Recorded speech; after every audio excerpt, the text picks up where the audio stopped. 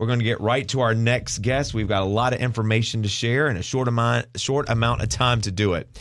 David Hooper is the RFATS director. RFATS stands for the Rock Hill Fort Mill Area Transportation Study. They just had their monthly policy committee meeting the other day. David comes in to kind of recap some of the headlines from that meeting. And good morning to you, David. Well, good morning. Good to be back with you. Happy to have you. We're having a fantastic interview before the microphones turned on so the rest of the world can hear us. And we're trying to understand to get to a point where roads are in the ground. Right. There are a lot of hurdles we have to overcome. One of those hurdles, which one is towards the end of the journey, so to speak, is having to do with the environment. Now, you're going to get technical for a second, so we're going to take a quick detour. He's going to get technical. They're going to get the car back on the road, and we'll go from there. So explain what we're talking about here, David.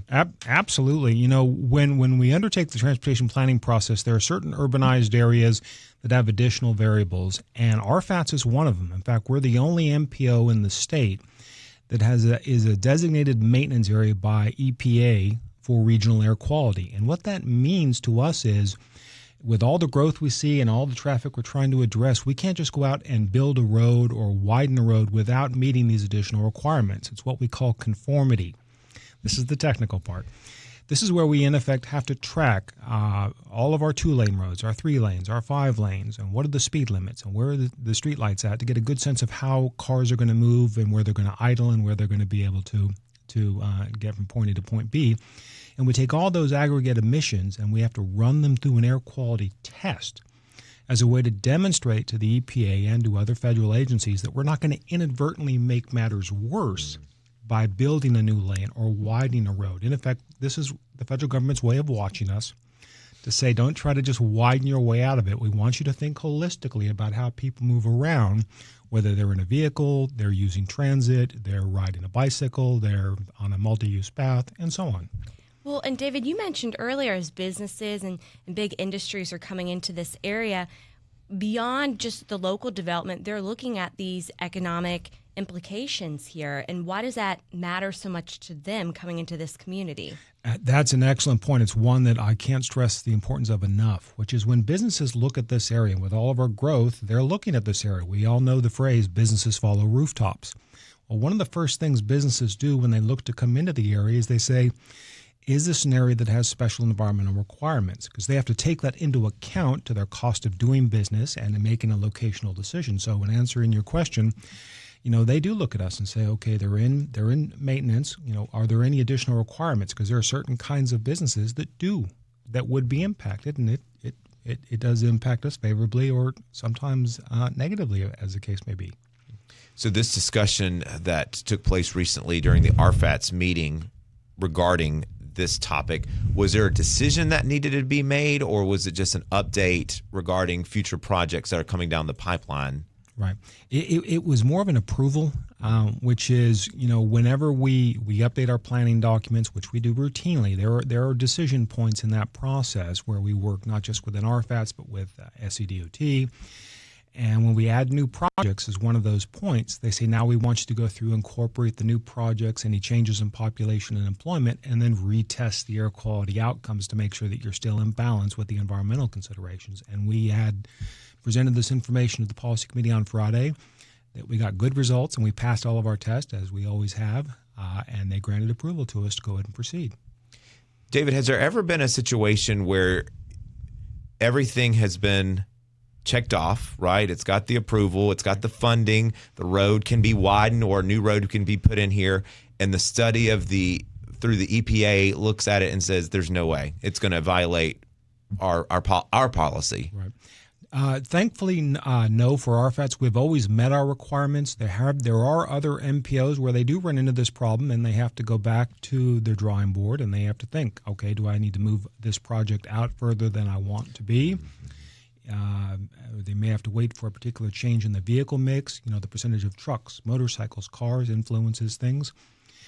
We've not had that problem, and I think one of the reasons we've been able to avoid that, given all of our growth, is we are also eligible for what's called CMAQ funding. which is targeted money from Washington to address areas that are designated maintenance, as we are. And what we've done is we've smartly employed that at some of our key intersections, because you can imagine where cars are standing and idling for prolonged periods of times, that's where the most emissions are coming out, particularly during the summer. Mm-hmm.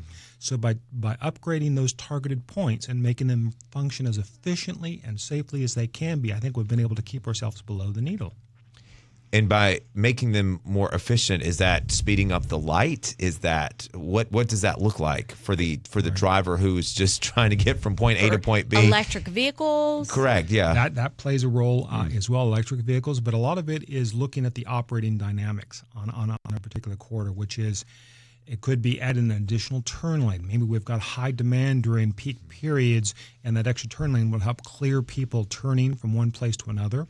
Obviously, making other improvements along that corridor to reduce the potential for accidents, because accidents cause that delay. That's one of the offshoots of that. Also, adjusting the signal timing. It may be that in the mornings where you've got more people stacking up to go to work or to come home, you want to extend the amount of green time that's there. If it's 60 seconds, it may be 90 or higher, or so on, something like that. Sometimes I feel like it's the Wizard of Oz behind the curtain here that's controlling the signals, but you just proved it is. Well, one of the things we're doing to try to get at that is, we've got folks at the District Office of DOT who are monitoring things at all time. If you've ever seen the film from the 1980s called War Games, where they have this wall of cameras, there's a DOT room where they're monitoring traffic and accidents and everything else.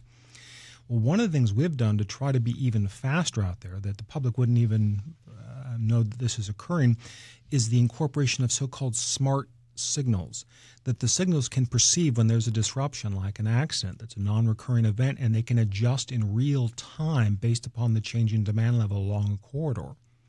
Wow, David. The little things like us as the drivers on the road don't realize that, but there's so much appreciation, respect into the thought and the studies that go on behind the scenes.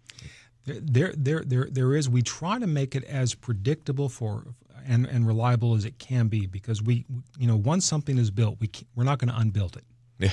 So we have to make how people can get around as rational and efficient and safe as it can be. If we know getting from point A to point B is 30 minutes, we can schedule that amount of time. But if we think it's 15 and we get a surprise and it throws off our whole day, and you multiply that by how many other drivers that are out there, you have a real problem.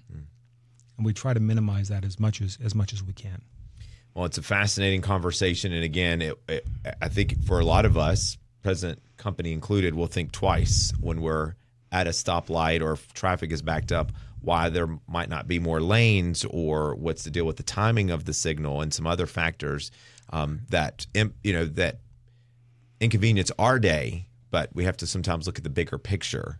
And we don't like to do that sometimes. It's frustrating when we're out there. We're all trying to get from point A to point B and get home to our families or work or other place of importance, and it's hard. It tests all of our patience. Well, David Hooper, again, is the RFATS director. RFATS stands for the Rock Hill Fort Mill Area Transportation Study. And David will look forward to our next conversation following next month's meeting. Thank you so much. I look forward to coming back to see you.